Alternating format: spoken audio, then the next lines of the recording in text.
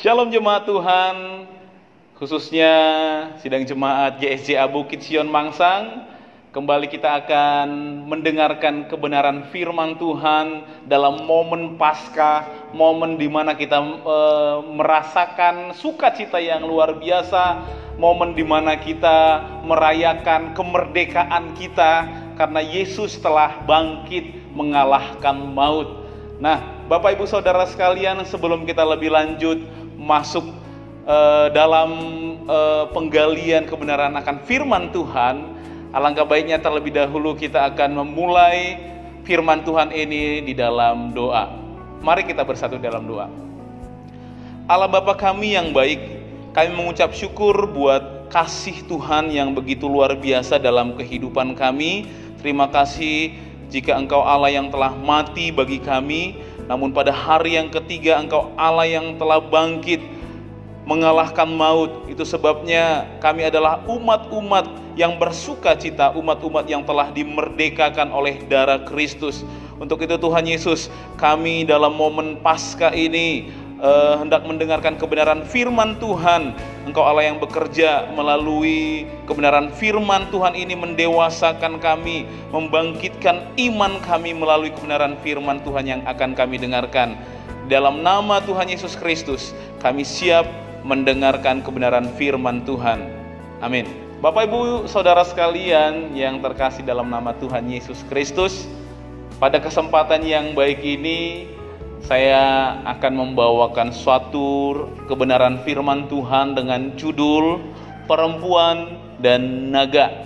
Nah, kebenaran firman Tuhan ini tentunya tidak asing lagi bagi kita, terambil dari kitab Wahyu, tepatnya di dalam Wahyu 12 ayat 1 sampai 18. Nah, Bapak Ibu Saudara sekalian, melihat atau mendengar kabar-kabar atau situasi yang sedang terjadi pada saat ini, ada banyak isu, ada banyak kabar-kabar, ada banyak ajaran-ajaran yang kita dengar bahwasannya kedatangan Tuhan semakin dekat. Nah, Bapak Ibu Saudara sekalian, tidak salah jika memang kita mengatakan bahwasannya kedatangan Tuhan semakin dekat. Namun ada banyak pemahaman-pemahaman teologi di luar sana yang mungkin kita perlu lebih bijaksana dalam menyaring kebenaran firman Tuhan, karena ada beberapa orang yang mengaitkan kasus corona ini dengan angka 666, ada juga yang mengatakan ini antikristus dan lain sebagainya. Bapak Ibu Saudara sekalian, maka di kesempatan yang baik ini saya rindu menyampaikan kebenaran firman Tuhan terkait dengan kitab Wahyu, yaitu perempuan dan naga, dalam kaitannya dengan kasus yang sedang terjadi di dunia ini. Bapak Ibu Saudara sekalian, kitab Wahyu merupakan kitab yang sangat unik sekali Bapak Ibu Saudara sekalian. Kenapa saya katakan demikian? Karena kitab Wahyu ini terdiri dari 3 jenis penulisan, yaitu yang pertama adalah apokaliptik. Itu kalau kita bisa melihat ada gambaran seperti binatang yang keluar dari dalam laut, binatang yang keluar dari dalam bumi, ada binatang yang bertanduk dan lain sebagainya. Itu merupakan satu gambaran dari jenis penulisan apokaliptik. Dan itu jika kita melihat di perjanjian lama juga kita dapati di kitab Daniel dan Yehezkiel. Bapak Ibu Saudara sekalian, itu jenis penulisan yang pertama. Yang kedua, jenis penulisan Wahyu itu sendiri adalah nubuat. Dan yang terakhir adalah surat kiriman. Dari mana kita tahu itu adalah surat kiriman? Karena jelas tertulis di dalam kitab Wahyu kepada ke-7 jemaat. Ada berapa jemaat? Ada 7 jemaat: Efesus, Smyrna, Philadelphia, Laodikia, dan yang lain-lain. Itu menandakan bahwasannya Wahyu ini merupakan jenis kitab surat kiriman Bapak Ibu Saudara sekalian. Jadi sangat unik sekali jika kita mau membahas kitab Wahyu itu sendiri. Namun kita harus memahami benar sebelum kita menafsirkan kitab Wahyu ini, Bapak Ibu Saudara sekalian, sehingga kita tidak sembarang tafsir.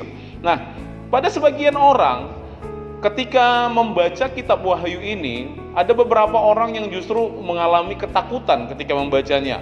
Ketika mereka membaca binatang yang keluar dari dalam bumi, binatang yang keluar dari dalam langit. Jadi Wahyu ini seperti kitab yang tertutup rapat, karena ketika kita membacanya yang pertama seram gitu ya. Itu yang pertama. Yang kedua, ada juga orang yang karena tidak memahami kitab Wahyu itu sendiri, akhirnya malas membacanya jadinya gitu ya, karena tidak paham apa maksudnya ini perempuan dan naga, apa maksudnya ini binatang yang bertanduk, apa maksudnya ini sangkakala, materai dan segala macam yang ada di kitab Wahyu, sehingga banyak orang yang tidak memahaminya, sehingga mereka akhirnya enggan untuk mempelajari kitab Wahyu itu lebih dalam. Namun perlu kita ketahui jemaat Tuhan, bahwasannya jika kita melihat pendahuluan dari kitab Wahyu itu sendiri, coba kita perhatikan di dalam Wahyu pasal yang pertama ayat yang ketiga, di sana jelas dikatakan bahwa berbahagialah mereka atau ia yang membacakan dan mereka yang mendengarkan kata-kata nubuat ini. Jadi ada ucapan berbahagialah ketika mereka atau orang-orang yang membaca, merenungkan kebenaran firman Tuhan yang terdapat dalam kitab Wahyu ini. Jadi Bapak Ibu Saudara sekalian sidang jemaat Tuhan tidak perlu harus takut ketika membacanya, tetapi firman Tuhan dengan jelas mengatakan berbahagialah. Kenapa Yohanes menulis di pembukaan dari kitab Wahyu itu sendiri untuk jemaat atau orang-orang Kristen yang tersebar di Asia Kecil pada saat itu? Kenapa Yohanes sendiri mengatakan untuk mereka berbahagia, Bapak Ibu Saudara sekalian? Kenapa? Karena ada banyak orang-orang Kristen mula-mula yang tersebar, khususnya orang Kristen yang tersebar di Asia Kecil pada saat itu. Mereka mengalami penderitaan, mereka mengalami ancaman, mereka hidup di dalam bahaya, Bapak Ibu Saudara sekalian. Mereka tidak bisa menjual, membeli. Jadi benar-benar kehidupan mereka sangat-sangat menderita. Itu yang terjadi, itulah yang melatar belakangi kitab Wahyu ini. Ada banyak orang-orang Kristen mula-mula yang mengalami penderitaan luar biasa. Tetapi Yohanes datang dengan menulis surat Wahyu atau kitab Wahyu ini. Meskipun dengan gambaran-gambaran jenis apokaliptik, tetapi itu tidak membuat mereka bingung, Bapak Ibu Saudara sekalian. Karena apa? Mereka cukup akrab, mereka cukup dekat dengan gambaran-gambaran yang seperti itu. Tetapi inti kebenaran firman Tuhan dalam kitab Wahyu ini, Yohanes hendak mengatakan, Bapak Ibu Saudara sekalian, untuk mereka berbahagialah. Karena apa? Kristus menang. Itu berarti bahwasannya gereja menang, iblis kalah. Itu yang hendak dibagikan oleh Yohanes dalam penjabaran kitab Wahyu ini, Bapak Ibu Saudara sekalian. Berbicara mengenai penderitaan, Bapak Ibu Saudara sekalian, apa yang kita alami sekarang ini sepertinya belum ada apa-apanya. Kenapa saya katakan demikian? Mungkin karena kita stay at home begitu ya. Akhirnya kita udah kangen sama teman-teman, udah pengen ngumpul-ngumpul, udah pengen jalan-jalan, kayaknya menderita. Sebenarnya ini belumlah penderitaan, Bapak Ibu Saudara sekalian. Iya, nggak bisa dipungkiri. Mungkin ada juga akhirnya perusahaan kita yang lockdown atau akhirnya menutup perusahaannya. Mungkin ada juga yang akhirnya terganggu untuk dalam mencari kebutuhan hidup sehari-hari. Benar, Bapak Ibu Saudara sekalian. Namun jika dibandingkan dengan pergumulan Kristen, orang Kristen mula-mula di abad-abad pertama, Bapak Ibu Saudara sekalian, mereka penderitaannya teramat sangat luar biasa. Mereka dianiaya dari dua pihak. Yang pertama dari orang Yahudi sendiri, yang satu suku, satu bangsa dengan mereka. Mereka sendiri dapat aniaya, dapat ancaman dengan mengatakan, wah, berhubung karena mereka tidak meyakini bahwa Yesus adalah Tuhan, sementara adalah orang-orang Kristen yang dari orang Yahudi yang sudah menjadi Kristen, mereka percaya bahwa Yesus adalah Tuhan. Mereka mengancam bahwasannya mereka akan dihapus dari silsilah mereka. Bagi orang Yahudi silsilah itu penting, Bapak Ibu Saudara sekalian. Itu sebabnya Allah menuliskan, Allah berkata melalui kebenaran firman Tuhan kepada mereka, aku akan menulis namamu dalam kitab kehidupan. Gak apa-apa engkau diancam akan dihapus dari daftar silsilah keyahudianmu, namun Tuhan sendiri mengatakan akan menulis nama mereka dalam kitab kehidupan. Tetapi ancaman atau penganiayaan itu nggak hanya dari satu bangsa atau satu suku mereka, tetapi mereka juga dapat ancaman dari orang-orang Romawi pada saat itu. Kenapa, Bapak Ibu Saudara sekalian?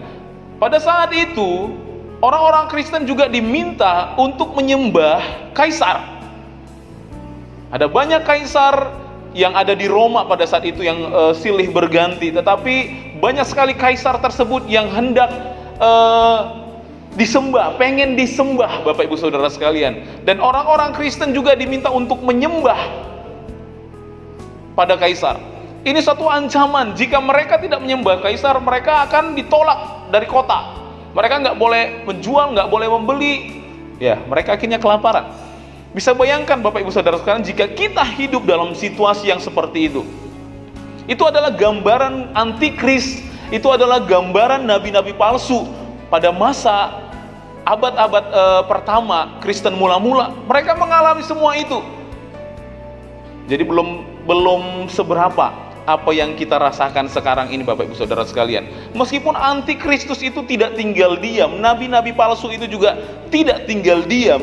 Dari zaman dulu hingga zaman sekarang, antikris itu sudah bekerja, Bapak Ibu Saudara sekalian. Dari sejak zaman sebelum Yohanes pun menuliskan surat atau kitab Wahyu ini, antikris itu sudah bekerja, nabi-nabi palsu sudah bekerja, dan itu bekerja sampai saat ini. Nah, satu kebenaran yang harus kita pegang teguh, Bapak Ibu Saudara sekalian, yaitu meskipun si jahat masih terus bekerja sampai sekarang ini, namun perlindungan bahkan kemenangan dari Allah atas gerejanya akan terus dirasakan. Mari kita baca kebenaran firman Tuhan. Di bagian pertama ini kita akan baca di dalam Wahyu 12 ayat 1 sampai 6. Maka tampaklah suatu tanda besar di langit, seorang perempuan berselubungkan matahari dengan bulan di bawah kakinya dan sebuah mahkota dari 12 bintang di atas kepalanya. Ia sedang mengandung dan dalam keluhan dan penderitaannya hendak melahirkan, ia berteriak kesakitan. Maka tampaklah suatu tanda yang lain di langit, dan lihatlah seekor naga merah padam yang besar, berkepala 7 dan bertanduk 10, dan di atas kepalanya ada 7 mahkota. Dan ekornya menyeret sepertiga dari bintang-bintang di langit dan melemparkannya ke atas bumi. Dan naga itu berdiri di hadapan perempuan yang hendak melahirkan itu untuk menelan anaknya, segera sesudah perempuan itu melahirkannya. Maka ia melahirkan seorang anak laki-laki yang akan menggembalakan semua bangsa dengan gada besi. Tiba-tiba anaknya itu dirampas dan dibawa lari kepada Allah dan ke tahtanya. Perempuan itu lari ke padang gurun, di mana ia telah disediakan suatu tempat baginya oleh Allah, supaya ia dipelihara di situ 1260 hari lamanya. Berbicara mengenai kisah antara perempuan dan naga itu, Bapak Ibu Saudara sekalian, ada orang-orang tertentu yang mengatakan bahwasannya kisah ini adalah kisah yang belum terjadi. Dengan kata lain, ini kisah yang akan terjadi di masa yang akan datang dari waktu yang sekarang ini. Namun Bapak Ibu Saudara sekalian, jika kita melihat kembali kepada teks ini, maka kita bisa pastikan peristiwa ini adalah peristiwa yang sudah lama terjadi. Bahkan sebelum Yohanes sendiri menulis kitab Wahyu, kisah antara perempuan dan naga ini sudah terjadi. Nah, siapakah perempuan itu, Bapak Ibu Saudara sekalian? Siapa perempuan itu? Jika kita mendengar dari beberapa tafsiran, ada beberapa tafsiran yang mengatakan bahwasannya perempuan itu merupakan gambaran dari Maria, ibu Yesus. Tapi apakah memang demikian? Sepertinya kurang tepat jika perempuan itu menggambarkan Maria. Tapi ada juga yang menyatakan bahwasannya perempuan itu berbicara mengenai umat Israel. Tetapi yang kita yakini, perempuan di sini, Bapak Ibu Saudara sekalian, ini menggambarkan umat perjanjian Allah, umat perjanjian lama dan umat perjanjian baru. Dari mana kita dapat mengetahui bahwasannya ini adalah gambaran dari umat perjanjian lama dan umat perjanjian baru? Jika kita melihat, Bapak Ibu Saudara sekalian, alasannya yang pertama adalah karena iblis menyerang umat Allah dari sejak kejatuhan manusia pertama ke dalam dosa, dan dia masih terus menyerang umat Allah sampai kepada akhir zaman. Jadi dari perjanjian lama sampai kepada perjanjian baru, iblis terus menyerang umat pilihannya. Jadi ini salah satu alasannya. Alasan yang kedua, jika kita melihat teks dari pasal 12 itu, Bapak Ibu Saudara sekalian, kita melihat di sana perempuan itu memiliki mahkota 12 bintang. 12 bintang itu mewakili umat Allah. Jika kita lihat di perjanjian lama, 12 bintang itu menggambarkan 12 suku Israel. Jika kita melihat ke perjanjian baru, 12 bintang itu juga menggambarkan 12 murid Yesus. Jadi angka 12 itu sendiri adalah menggambarkan atau simbol dari umat Allah. Jadi perempuan di sini jelas sekali adalah umat perjanjian lama dan umat perjanjian baru. Apa yang kita dapatkan dari kisah antara perempuan dan naga ini, Bapak Ibu Saudara sekalian, menarik sekali. Jika kita jika kita mengamati kisah antara perempuan dan naga ini, ada banyak sekali pelajaran yang bisa kita dapatkan dari kisah ini, Bapak Ibu Saudara sekalian. Yang pertama yang perlu kita ketahui adalah kekalahan naga itu adalah isu lama yang akan terus berulang sampai akhir zaman. Coba kita baca kembali ayat yang ketiga dari pasal ke-12 kitab Wahyu. Firman Tuhan menjelaskan tentang naga itu. Naga itu berwarna merah. Hal itu melambangkan perang. Karena warna merah itu sendiri adalah warna perang, Bapak Ibu Saudara sekalian.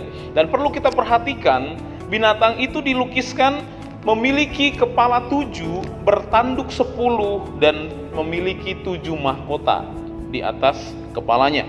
Nah, angka-angka ini jangan ditafsirkan secara literal, Bapak Ibu Saudara sekalian. Maksudnya jangan ditafsirkan ya segitu angkanya ya segitulah, ditafsirkan secara langsung seperti itu, Bapak Ibu Saudara. Nah, kita harus paham untuk menafsirkan kitab Wahyu, khususnya untuk melihat angka-angka tersebut, kita harus tahu makna dari angka-angka tersebut bagi orang Yahudi. Karena ayat firman Tuhan ini ditulis kepada orang-orang Kristen mula-mula yang kebanyakan adalah orang-orang Yahudi yang menyebar di berbagai penjuru, khususnya di daerah Asia Kecil pada saat itu. Nah, angka-angka itu harus ditafsirkan dari sudut pandang orang Yahudi sendiri. Nah, jika kita melihat angka 7 itu berarti lengkap, Bapak Ibu Saudara sekalian, ya. Angka 10 itu berarti angka penuh dari angka desimal. Jadi apa maksud dari gambaran naga itu yang memiliki kepala 7, bertanduk 10, itu menandakan bahwasannya naga itu memiliki totalitas dalam menaklukkan dunia, sehingga dia disebut penguasa dunia. Nah, jika kita mengamati di ayat yang ke-7 dari pasal yang ke-12 ini, kitab Wahyu ini, Bapak Ibu Saudara sekalian, kita bisa mengetahui sebelum Tuhan Yesus naik ke surga, sebelum Yesus duduk di sebelah kanan Allah Bapa, kita dapat mengetahui dari beberapa kisah di Perjanjian Lama. Sebelumnya namanya iblis itu bisa suka-suka hati mereka datang ke hadirat Tuhan, bisa langsung datang ke hadirat Allah untuk mendakwa orang-orang kudus, umat-umat pilihan Allah.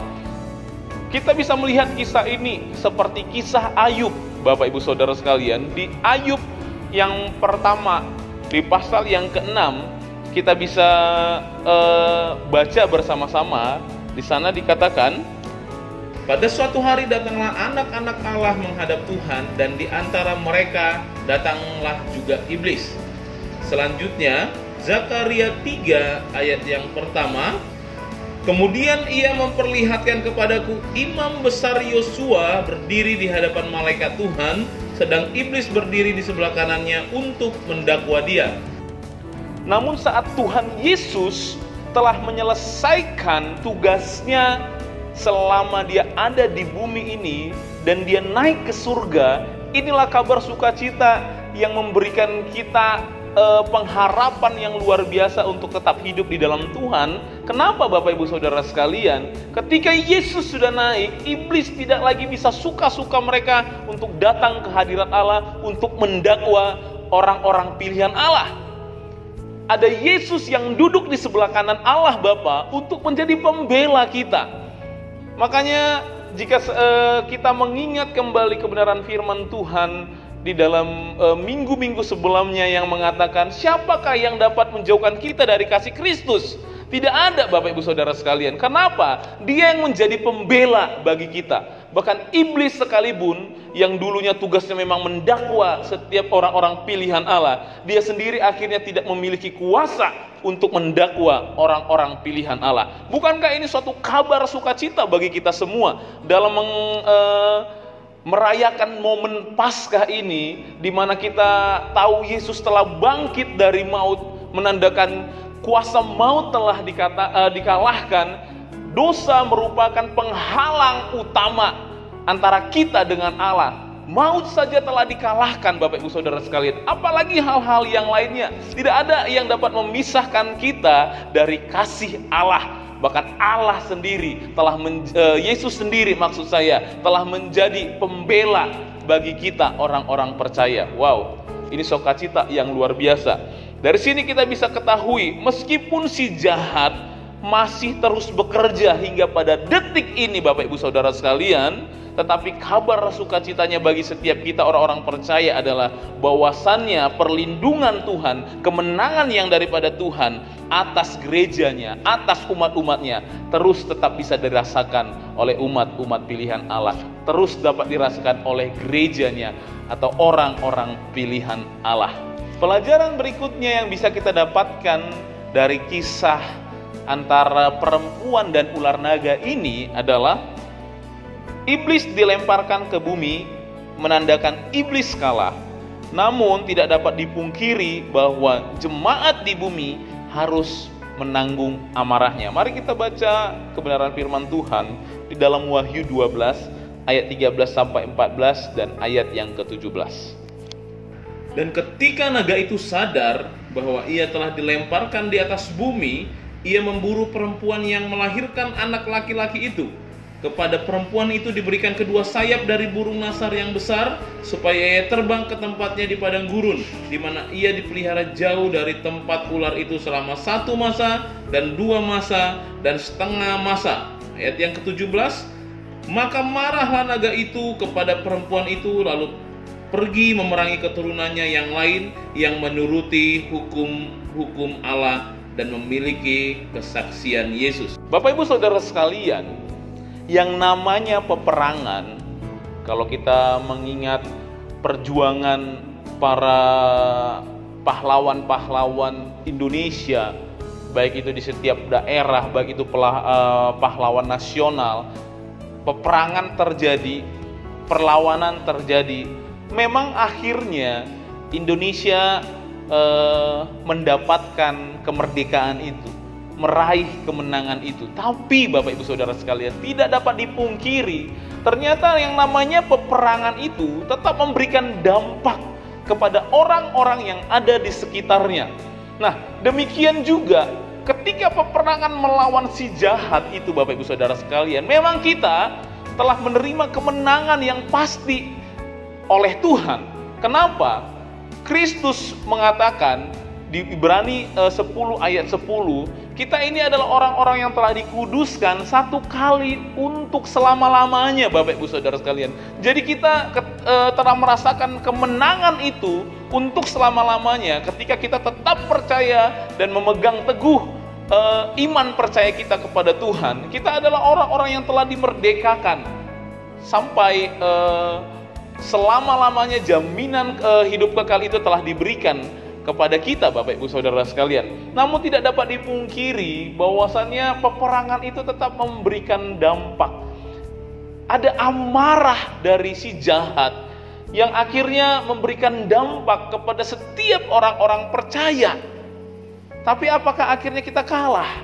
Endingnya memang tetap kita menang. Kalau kita melihat para rasul ketika berhadapan dengan kaisar Romawi pada saat abad pertama Bapak Ibu Saudara sekalian, kaisar itu meminta untuk setiap orang, setiap rakyat, termasuk orang Yahudi yang tinggal di wilayah Romawi pada saat itu untuk menyembah kaisar.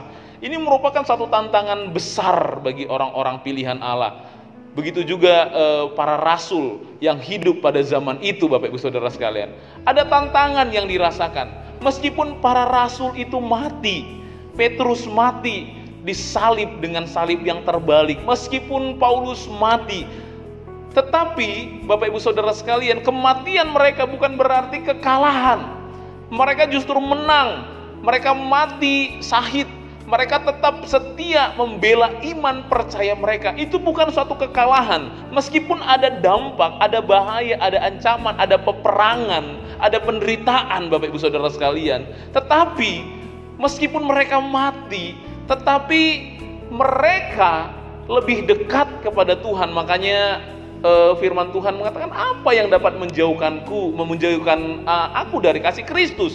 Bahkan bahaya pedang sekalipun, kematian sekalipun, kelaparan sekalipun, justru membawa setiap umat pilihan Allah untuk semakin dekat kepada Kristus. Jadi itu bukan kekalahan, itu adalah kemenangan. Tetapi memang kita tetap merasakan dampak yang namanya kita ada mengalami kesusahan, kita ada mengalami penderitaan. Tetapi yakin dan percayalah Bapak Ibu Saudara sekalian, seperti kebenaran firman Tuhan yang mengatakan, Tuhan memberikan sayap kepada perempuan itu dan membawanya ke suatu tempat di mana Tuhan memelihara dia di padang gurun. Apa arti padang gurun itu Bapak Ibu Saudara sekalian? Jika kita melihat, ini adalah satu gambaran yang diambil Yohanes dari kisah perjanjian lama, di mana orang-orang pilihan Tuhan sebelum masuk ke tanah Kanaan, sebelum masuk ke tanah perjanjian yang telah dijanjikan Allah kepada umat pilihannya, mereka terlebih dahulu diproses memang di dalam padang gurun tersebut. Padang gurun itu berbicara apa Bapak Ibu Saudara sekalian? Yang pertama, padang gurun itu berbicara bahwasannya kita akhirnya dituntut untuk bergantung penuh kepada Tuhan. Dari sisi finansial, dari sisi kerohanian, kita dituntut berserah penuh kepada Tuhan. Tapi apakah akhirnya Allah mengecewakan? Tidak. Jika kita melihat perjalanan bangsa Israel dari Mesir menuju tanah Kanaan, Bapak Ibu Saudara sekalian, Tuhan mengirimkan mana, Tuhan mengirimkan burung puyuh.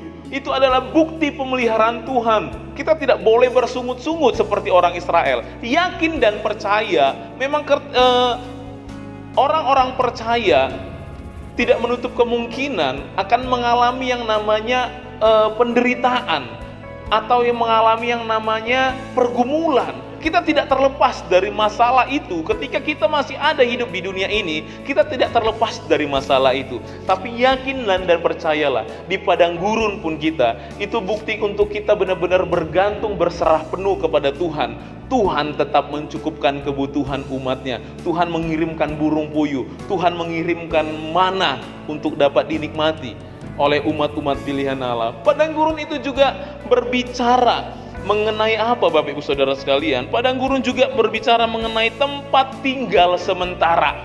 Allah nggak pernah mengatakan kepada umat pilihannya, ya memang di padang gurun itulah mereka tinggal seterusnya. Tidak. Tanah Kanaan atau tanah perjanjian, atau dalam tanah perjanjian secara rohani yang Tuhan telah berikan kepada kita, Tuhan telah siapkan bagi kita adalah surga, di mana kita bisa hidup bersama dengan Allah selama-lamanya. Jadi kita ada di padang gurun ini, ada di dunia ini sementara, Bapak Ibu Saudara sekalian. Tidak selamanya kita hidup di sini. Ini adalah tempat sementara. Nah, padang gurun yang terakhir itu berbicara mengenai apa, Bapak Ibu Saudara sekalian? Padang gurun adalah tempat Allah melatih umatnya secara rohani dan mempersiapkan mereka menjadi pelayan-pelayan yang handal. Ketika orang Israel juga ada di padang gurun, awalnya mereka tidak tahu yang namanya teknik perang, Bapak Ibu Saudara sekalian. Akhirnya ketika mereka ada di padang gurun kurang lebih 40 tahun lamanya, itu melatih mereka untuk menjadi orang-orang yang handal dalam teknik perang. Akhirnya ketika mereka masuk untuk merebut tanah Kanaan, tanah perjanjian itu, ada banyak raksasa-raksasa, ada orang Kanaan yang harus dilawan mereka, tetapi kemenangan demi kemenangan dapat dirasakan oleh orang Israel, dan akhirnya mereka dapat tinggal menetap seterusnya di tanah perjanjian yang Tuhan telah berikan. Bukankah demikian untuk kita, umat-umat pilihan Allah?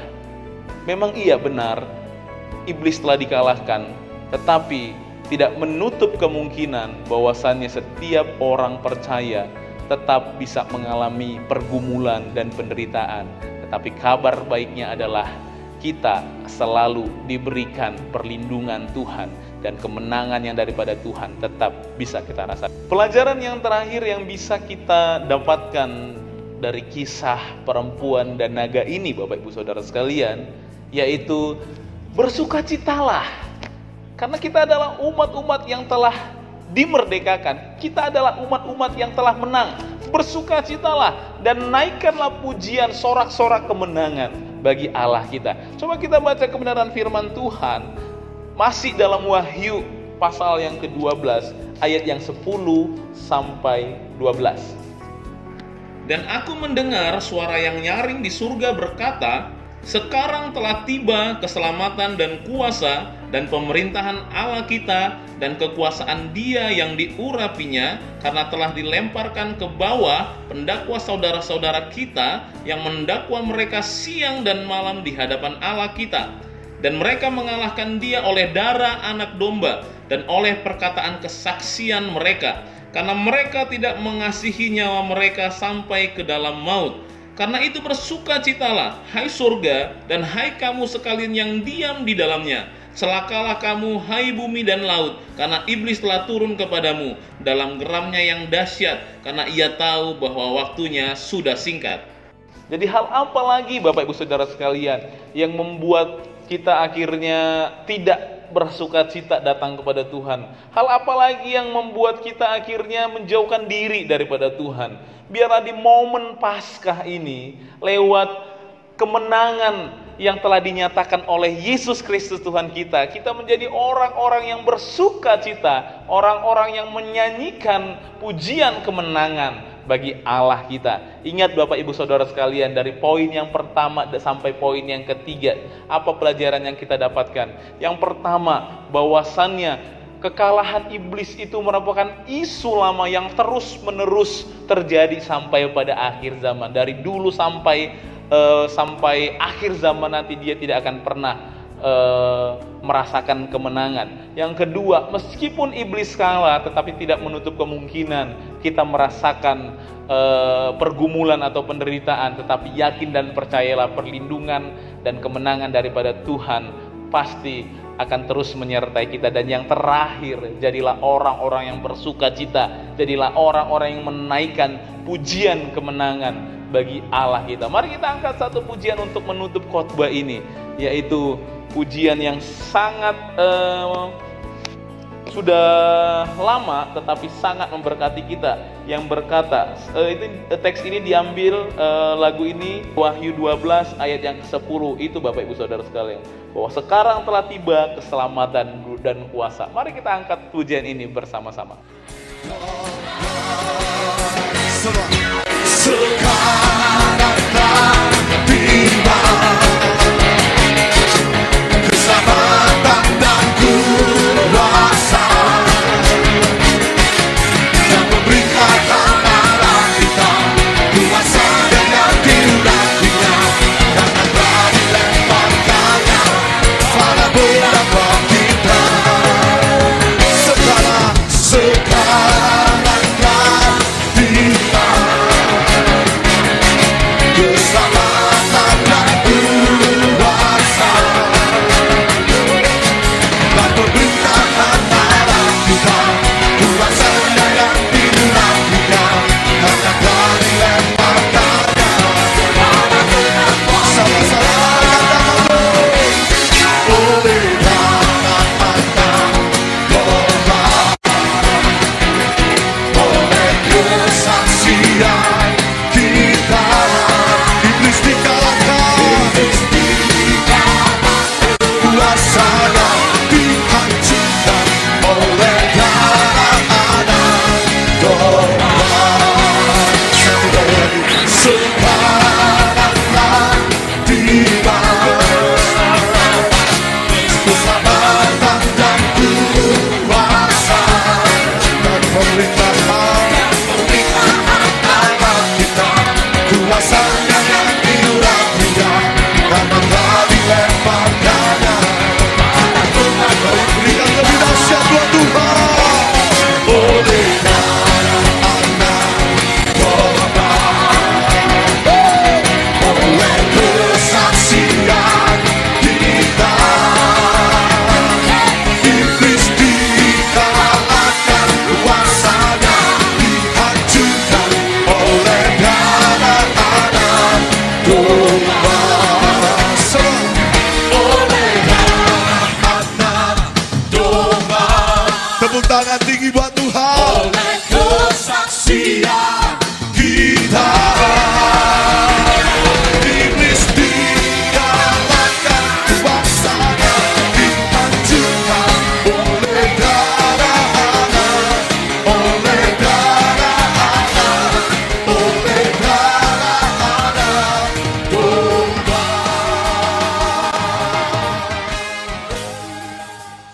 Demikian kebenaran firman Tuhan, Bapak Ibu Saudara sekalian. Marilah kita menjadi jemaat-jemaat Tuhan yang tetap mencintai Tuhan, jadi jemaat-jemaat Tuhan yang terus merasakan kemenangan demi kemenangan, khususnya dalam momen Paskah di tahun 2020 ini. Mari kita bersatu di dalam doa untuk mengakhiri kebenaran firman Tuhan pada hari ini.